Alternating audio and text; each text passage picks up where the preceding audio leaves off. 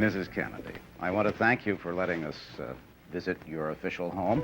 This is obviously the room from which much of your work on it is directed. Receive hundreds of letters every day. This is where we evaluate all the fines, see if we want to keep them, if they fit into our budget. Mrs. Kennedy, every First Lady and every administration since President Madison's time has made changes, greater or smaller, in the White House. Before we look at any of the changes you've made, what's your basic plan? Well, I really don't have one because I think this house will always grow and should. It just seemed to me such a shame when we came here to find hardly anything of the past in the house, hardly anything before 1902. What happens when the next president's wife comes into the White House? Well, if they don't want it, in the past, you see, they could sell it, throw it out, do anything with it they wanted. But then a law was passed last spring, which we asked to have passed, whereby everything that's given to or bought by the White House becomes part of its permanent collection. I found one of the most moving things in the White House that was put in 1948. And Mrs. Kennedy, on that fireplace, just under the mantel, there's an inscription which I found one of the most moving things in the White House. Yes, that's from the very first letter that was ever written from the White House.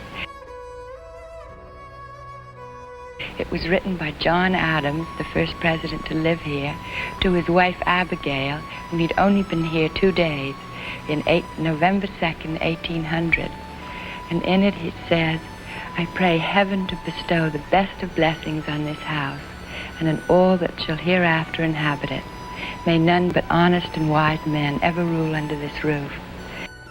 Of course, I think anyone who comes to the White House as a president desires the best for his country, but I think he does receive a stimulus from the knowledge of living in close proximity to the people who are legendary, but who actually were alive and were in these rooms. You feel then that history can be helpful to understanding the present? Yes, history, but it has passed through them.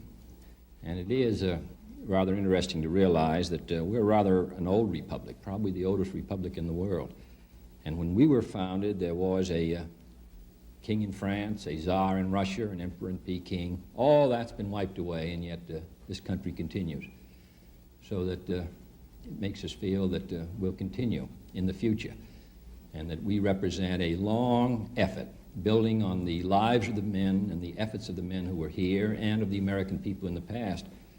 So I consider history to be a source of